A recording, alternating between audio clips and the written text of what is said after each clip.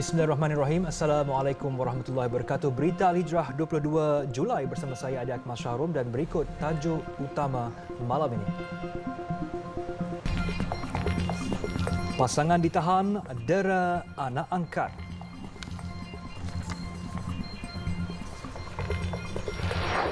Tidak tahu hukum, punca jadi trend.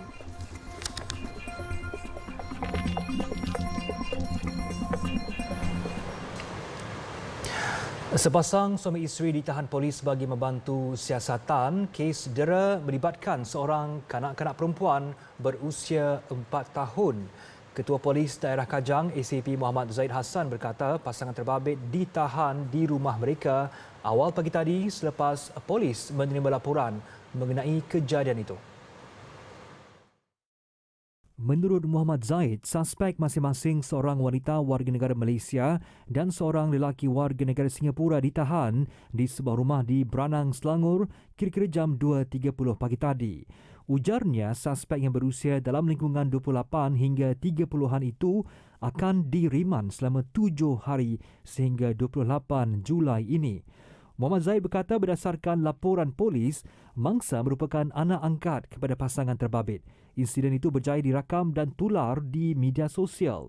Siasatan awal mendapati kejadian disebabkan mangsa tidak suka makan nasi dan suspek telah bertindak memaksa mangsa untuk makan sehingga termuntah.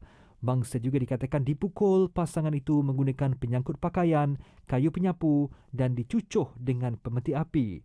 Hasil semakan doktor di Hospital Kajang mengesahkan mangsa mengalami kecederaan di beberapa bahagian badan. Muhammad Zaid berkata kanak-kanak itu merupakan anak seorang wanita Indonesia dan kelahirannya tidak pernah didaftarkan dan tidak mempunyai sebarang dokumen pengenalan diri. Mangsa telah diserahkan kepada suspek untuk dijaga sejak April lalu kerana ibu kandungnya tidak mampu untuk menjaga.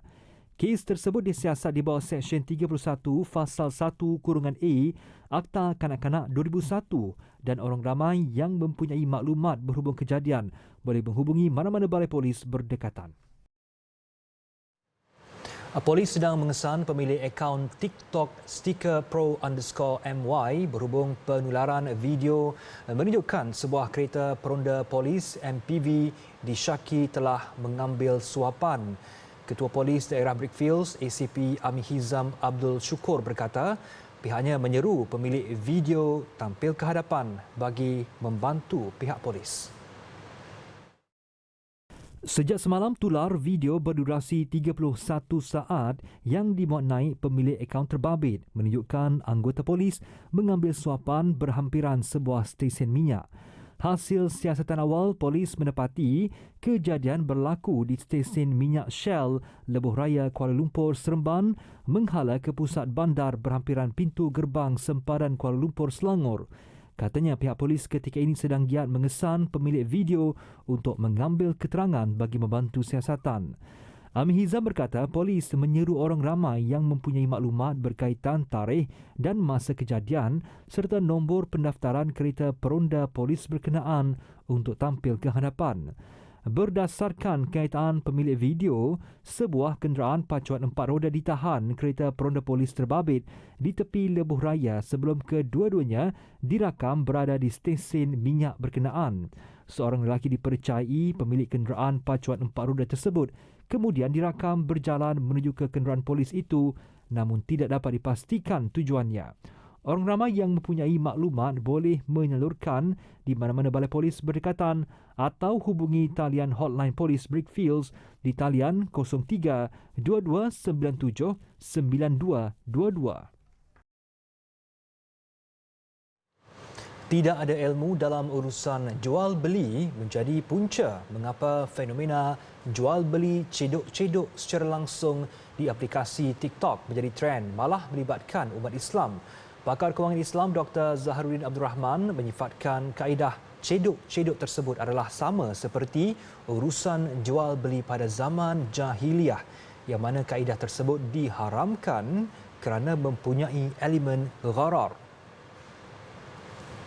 Selain ilmu dan amal berlandaskan syariat Islam dalam perniagaan, sikap jujur dan amanah dalam berniaga juga adalah amat ditekankan dalam Islam. Nabi kata bahawa akan dibangkitkan para peniaga. Yub'atsuna yaumal qiyamah, at-tujaru ataupun at-tujaru yub'atsuna yaumal qiyamah fujaran illa man ittaqa wa bar. Iaitulah para peniaga akan dibangkitkan pada hari kiamat sebagai orang-orang yang dilaknati ataupun jahat kerana penipuan mereka.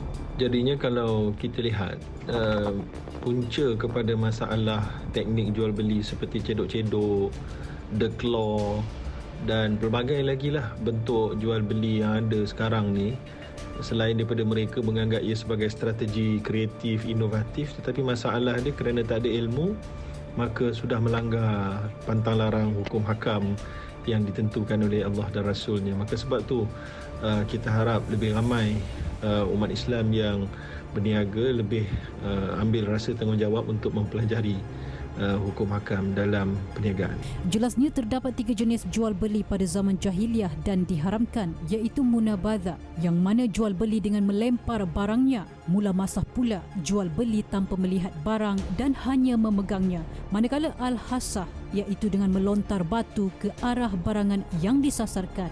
Jenis ini adalah jual beli jahiliah yang diharapkan kerana adanya di situ elemen gharar, tidak tentuan apa yang dibeli secara pasti. Sebab patutnya jual beli dalam Islam dia kena tahu apa benda secara spesifik yang dia beli.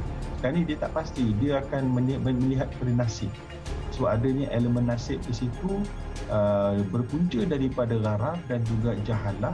Lalu dia membawa ke jahalah, artinya kekurangan maklumat tentang akad yang akan dibuat itu tak cukup rukun dengan syarat dia dari sudut spesifikasi dia. Selain itu, elemen perjudian juga wujud dalam kaedah tersebut kerana ia berkonsepkan zero sum game, iaitu kemenangan bagi seseorang atas kerugian yang lain. Bagaimanapun, kaedah tersebut boleh menjadi harus, iaitu dengan menjual barang yang sama kerana tidak wujud kerugian di pihak lain dengan harga yang ditawarkan. Contoh kalau rambutan, dia bukannya barang yang dibeli atas item. Yang kedua, jual beli cedok yang mungkin boleh dikatakan harus adalah memang penjual itu nak beri hadiah.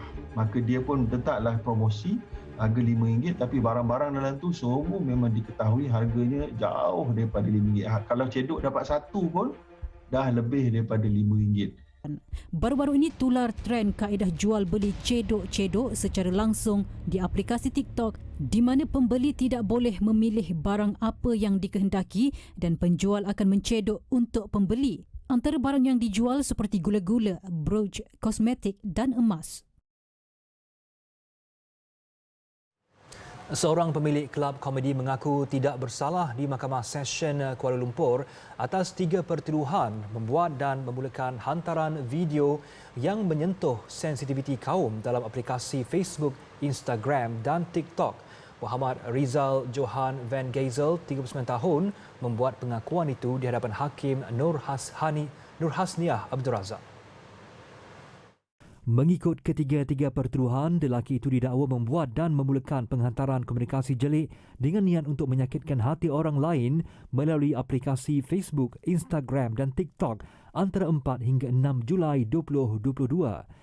Ketiga-tiga pertuduhan itu dikemukakan mengikut Seksyen 233 Fasal 1 Kurungan A Akta Komunikasi dan Multimedia 1998 dan dihukum mengikut Seksyen 233 Fasal 3 Akta Sama yang membawa hukuman denda maksimum RM50,000 atau penjara maksimum setahun atau kedua-duanya dan boleh didenda RM1,000 bagi setiap hari kesalahan itu diteruskan selepas sabitan jika disabitkan kesalahan. Terdahulu, Timbalan Pendakwa Raya Nur Haslinda Cik Seman berkata pihaknya menawarkan RM30,000 bagi ketiga-tiga pertuduhan ke atas tertuduh sekiranya mahkamah membenarkan jaminan memandangkan kes berkenaan menyentuh sensitiviti perkauman. Peguam Ram Kalpar Singh yang mewakili Muhammad Rizal memohon jaminan RM2,000 bagi setiap pertuduhan kerana anak guamnya perlu menyara 3 anak yang seorang daripadanya mengalami disleksia selain bapanya yang berumur 74 tahun menghidap penyakit kanser. Mahkamah kemudian membenarkan OKS diikat jamin RM12,000 dengan seorang penjamin bagi kesemua pertuduhan. Tertuduh juga perlu menyerahkan pasport di mahkamah serta tidak membuat hantaran atau komen di mana-mana media sosial berkenaan kes itu. Hakim menetapkan 19 Ogos untuk sebutan semula kes bagi serahan dokumen. Tertuduh sebelum ini ditahan oleh unit siasatan jenayah terkelas kerana disyaki menyentuh sensitiviti dan berbaur perkauman semasa membuat persembahan di sebuah kelab komedi di ibu kota.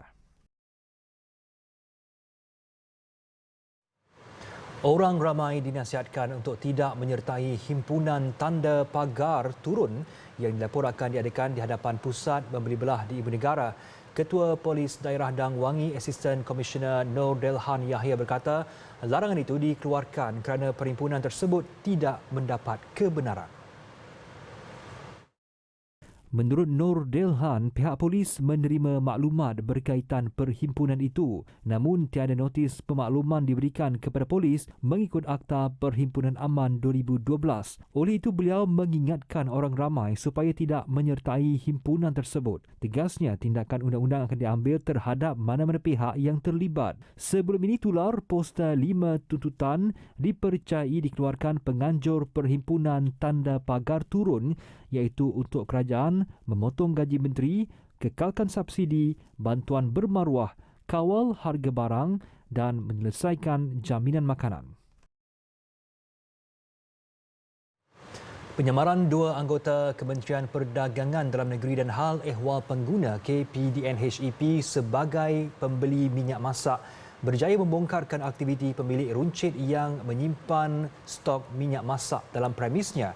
Penahanan lelaki berusia 46 tahun itu dibuat selepas dia enggan menjual minyak masak paket bersubsidi 1 kilogram kepada anggota yang menyamar dengan alasan kedai runcitnya tidak dibuka. Susulan itu, sekumpulan pegawai dan anggota KPDNHEP dengan kerjasama pasukan Polis Marin PPM Wilayah 3 Tok Bali serta Batalion 7 Pasukan Gerakan Am PJA membuat serbuan di premis itu di Pasir Tumbuh, Kota Baru 12.45 tengah hari semalam. Ketua Pegawai Penguatkuasa Kementerian Perdagangan Dalam Negeri dan Hal Ehwal Pengguna KPDNHEP Negeri Kelantan, Aswadi Jaafar, dalam satu kenyataan medianya pada hari ini berkata, pemeriksaan kedai runcit berkenaan menjumpai 71 kotak minyak masak yang diletakkan di ruangan hadapan premis itu. Pemilik premis berkenaan diminta untuk menunjukkan resit pembelian dan resit jualan berkaitan minyak masak itu, tetapi penama gagal mengemukakan dokumen terbabit. Lelaki itu juga mengaku bahawa minyak masak yang berjumlah 1,207 paket itu sudah berada di premisnya sejak 19 Julai lalu. Aswadi berkata semua minyak masak dianggarkan bernilai hampir RM3,600 itu disita, manakala pemilik premis ditahan bagi siasatan berkaitan menyorok barang kawalan atau memusnahkannya, enggan menjual barang kawalan dan gagal menyelenggara buku stok. Kes disiasat mengikut Seksyen 15 Akta Kawalan Bekalan AKB 1961, Seksyen 16-1-B AKB 1961 dan Peraturan 13 Peraturan Kawalan Bekalan PKB 1974. Khutbah Jemaat Bahasa Isyarat bantu jemaah OKU. Dengan orang kurang upaya OKU, pendengaran yang datang solat Jumaat tidak memahami isi khutbah diberikan secara lisan, Masjid Tepian Putra di Kuantan mengambil inisiatif menyediakan khidmat juru bahasa isyarat khusus bagi membantu golongan istimewa itu. Usaha yang bermula sejak tahun 2015 itu sebelum ini terhenti kira-kira 2 tahun akibat COVID-19, namun telah diteruskan kembali selepas penularan jangkitan tersebut semakin terkawal. Wakil Berita Al-Hijrah di Pahang, Muhammad Sofiyuddin Sarani, ada butirannya. Inisiatif itu bukan sahaja memberikan nilai tambah kepada masjid, tetapi turut menarik perhatian jemaah golongan OKU pendengaran untuk hadir menunaikan solat Jumaat di sini. Muhammad Nizam Sharifuddin, 38 tahun, guru di Sekolah Kebangsaan Pendidikan Khas Pendengaran Indra Mahkota Kuantan, diberi amanah menjadi jurubahasa teks khutbah yang disampaikan khatib. Beliau akan berada di satu sudut khas yang disediakan pihak pengurusan masjid bersama golongan istimewa itu. Sebelum khutbah bermula, Muhammad Nizam akan memahami teks khutbah sebelum menterjemah isi kandungan khutbah. Beliau berharap masjid lain dapat menyediakan khidmat jurubahasa isyarat supaya lebih ramai jemaah OKU pendengaran dapat hadir solat Jumaat. Sebagai orang Islam ni fardu kifayah lah untuk kita sebenarnya kan. Takkanlah kita je nak masuk syurga kan. Jadi kita pun nak ajak orang-orang OKU pendengaran ni supaya tahu apa yang khatib baca. Sebab sebelum ni masa kadang-kadang diorang bercakap juga macam anak murid saya lah kan. Dia kena bercakap masa khatib tu, kita pun tak rasa tak syok kan. Jadi kita pun cubalah explain balik apa yang khatib cakap. Sementara itu, jemaah OKU pendengaran yang ditemui bersyukur kerana ada masjid prihatin dengan keperluan mereka. Sangat-sangat bersyukurlah, gembira. Sebab itulah ada buat untuk kami semua, untuk golongan orang pekak ni lah. Sebab kami suka nak baca, sana duduk saja melihat teks. Tapi sekarang dah ada jurubahasa, memang sangat-sangat membantu kami untuk kefahaman dalam khutbah Jumaat lah. Kita dapat jumpa kat sini ada yang menyediakan kelas untuk orang-orang pekak ni lah. Di masjid ini saja yang ada. Jadi dia harap semua beri cadangan untuk masjid-masjid lain pun boleh ikut sebagai untuk khutbah Jumaat tu. Sebab dia memang sebelum ni dia dah tengok satu pahang, tak ada lagi yang sediakan. Jadi amat susahlah kami nak faham apa yang dikatakan oleh khatib itulah. Difahamkan antara inisiatif lain yang diambil pengurusan Masjid Tepian Putra ialah mengadakan kelas fardu ain kepada golongan istimewa ini dengan kerjasama Persatuan Orang Pekak Pahang. Kesungguhan dan usaha yang ditunjukkan pihak pengurusan Masjid Tepian Putra ini wajar dijadikan contoh dan tauladan serta mendapat pujian. Dengan adanya khidmat seperti ini, golongan OKU pendengaran dapat memahami isi kandungan khutbah yang disampaikan selain kehadiran mereka dihargai komuniti dalam mengimarahkan masjid sebagai tempat merapatkan ukhuwah dalam masyarakat. Muhammad Sofiuddin Sarani, Berita Ahli Hijrah. Pernah terfikir untuk berhenti daripada menjalani rawatan kemoterapi akibat masalah kewangan? Itu luahan seorang pesakit kanser payudara tahap 4, Minah Alam, 64 tahun, setelah dia hilang punca mata pencarian kerana berhenti kerja selepas dia disahkan menghidap penyakit tersebut pada Oktober 2020. Sebelum ini, Minah hanya bekerja sebagai kerani awam. Itu satu-satunya punca pencarian dia untuk meneruskan hidup. Tetapi kini dia hanya mengharapkan sisa simpanannya untuk membeli makan harian serta rawatannya. Dia pernah terfikir untuk membuat kerja sendiri, namun akibat masalah kesihatannya semakin merosot, hasrat itu dibatalkan. Manakah tidak, beratnya daripada 53 kg hanya tinggal 38 kg sahaja dan ada urat di tangannya sudah mati susulan daripada rawatan kemoterapi. Sudah buat semua, tak terus kena buat kemo. Saya tak nak buat sebab kosnya tinggi, masalah kewangan. Saya tak kerja, saya tak ada duit. Masa tu macam anak-anak saya pun tengah belajar. So, masalah duit. So, doktor dengan profesor suruh saya buat surat wasiat. Dia kata, you tahu tak you kena kanser tahap 4. Saya kata, Alhamdulillah. Kenapa saya nak buat wasiat? Saya tak ada harta, saya cuma ada rumah saja. Dia kata, you kena buat. Ibarat jatuh ditimpa tangga. Keluarga Minah terus diuji apabila salah seorang anaknya kehilangan pekerjaan semasa pandemik COVID-19 lepas. Anak lelakinya pula mengambil keputusan untuk berhenti kerja kerana perlu membawanya ke pusat perubatan Universiti Malaya setiap minggu. Suaminya pula diuji dengan sakit strok dan kini mereka sudah tinggal berasingan susulan masalah kesihatan serta kewangan yang dihadapi keluarga itu. Minah kini turut disahkan menghidap penyakit tulang belakang serta buah pinggang. Kadang ada sekali saya pergi, saya menangis. Dia kata, Puan, kena kemo kena bayar. Kena bayar 7,000. Telefon hospital. Saya kata, saya nak balik, saya tak nak kemo lah. Mati-matilah saya cakap. Saya kata, jangan. Kita tolong you mesti pergi kemo besok. Saya tak nak. Dia mendapat bantuan daripada Lembaga Zakat Selangor sebanyak RM24,000 bagi menampung kos rawatannya. Namun dia memerlukan sekurang-kurangnya RM10,000 lagi untuk menghabiskan rawatan kemoterapinya sehingga hujung tahun ini. Orang ramai yang ingin membantu bagi meringankan beban Minah Alam boleh menyumbang ke akaun Maybank 562227322855 atau hubungi Minah Alam sendiri di talian 019 231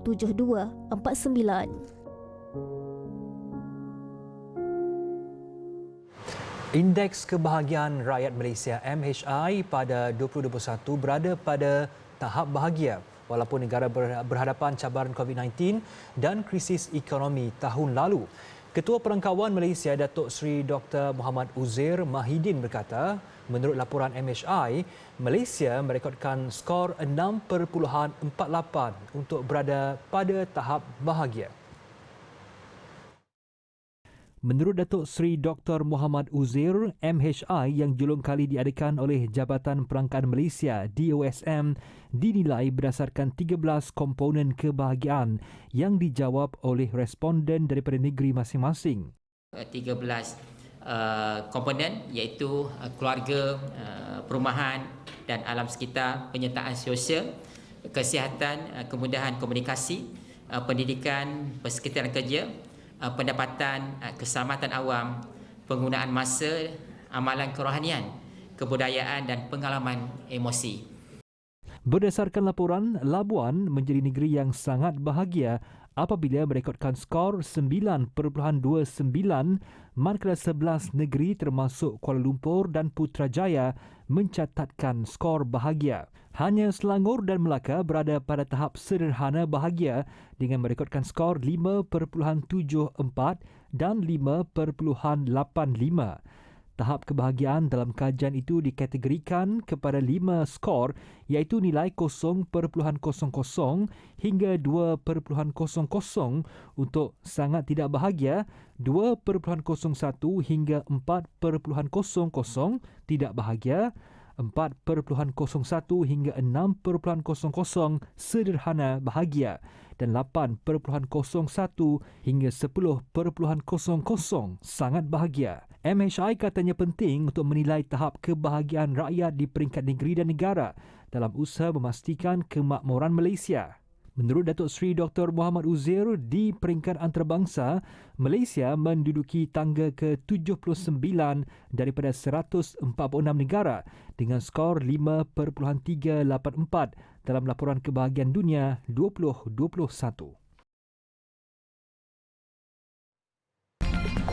Rusia Ukraine setuju akhiri sekatan ekspor gandum.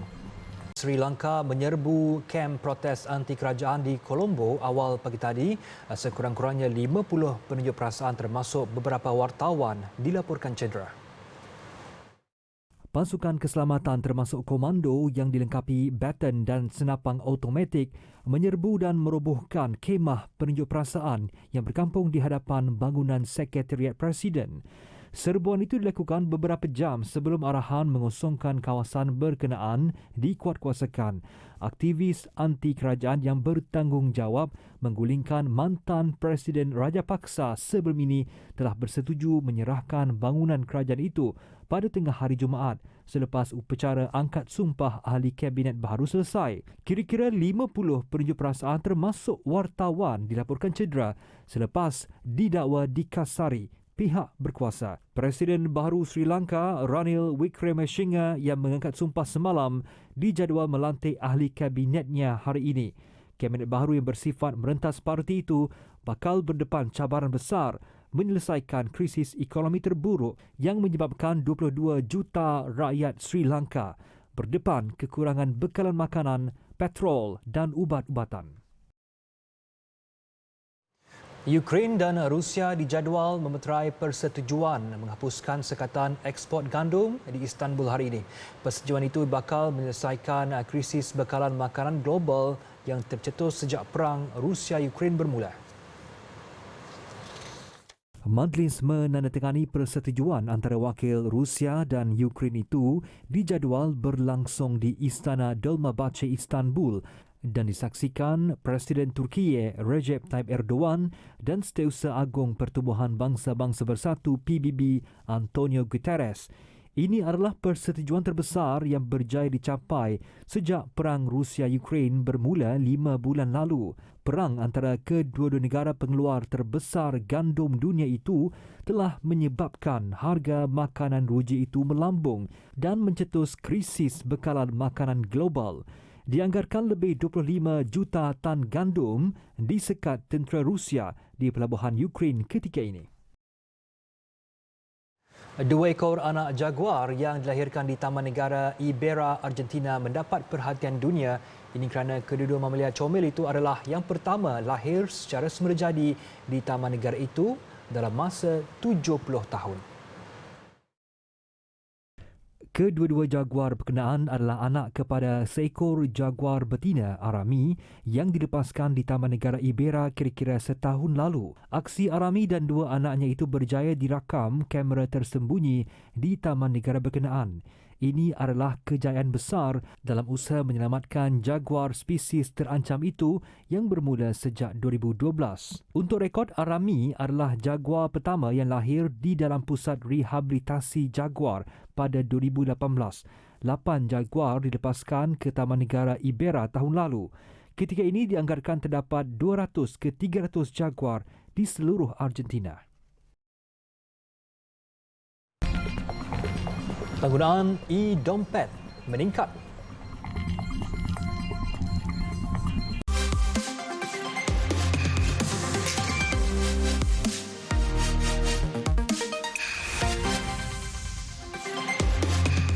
Penggunaan pembayaran tanpa tunai dilaporkan terus meningkat pada 2022.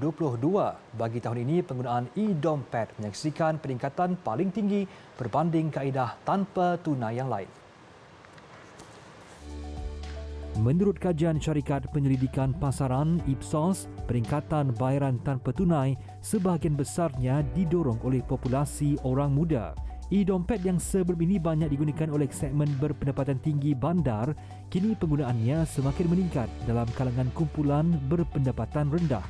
Ipsos melaporkan penggunaan e-dompet menyaksikan peningkatan ketara kepada pembelian di kaunter dengan hampir separuh daripada semua pengguna e-dompet membuat pembayaran tetap di kedai makan dan minuman serta kedai runcit.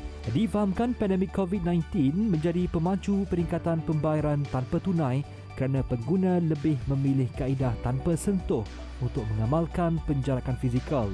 Selain itu, kemudahan bayaran e-dompet yang semakin meluas dipercayai menyumbang kepada peningkatan pengguna. Menurut Ipsos, lebih 1/4 rakyat Malaysia kini mempunyai e-dompet dan jumlah itu dijangka akan terus meningkat disebabkan pembayaran e-dompet yang semakin berdaya maju dalam pelbagai saluran. Berdasarkan laporan media sebelum ini, orang ramai dilihat semakin berminat menggunakan e-dompet disebabkan pulangan balik yang menguntungkan.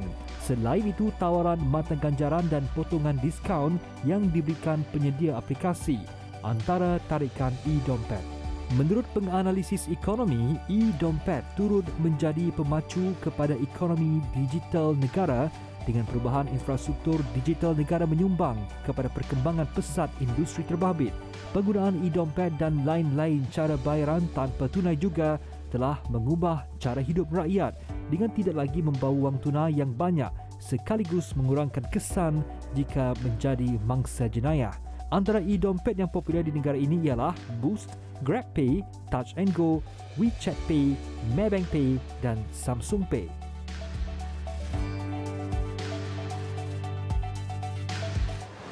Sekian berita Al-Hijrah. Saksikan Globe Al-Hijrah versi Bahasa Arab bersama penyampai Nur Zatil Husna Zaharul Lail yang membawa isu kemelut politik Sri Lanka tepat jam 8.45 malam ini. Jangan lupa ikuti kami di pelbagai platform media sosial seperti Facebook, Instagram, Twitter, YouTube dan TikTok dan juga alhijrahnews.com untuk lagi berita-berita pilihan dan eksklusif. Saya Adik Masyarum. Assalamualaikum dan selamat malam.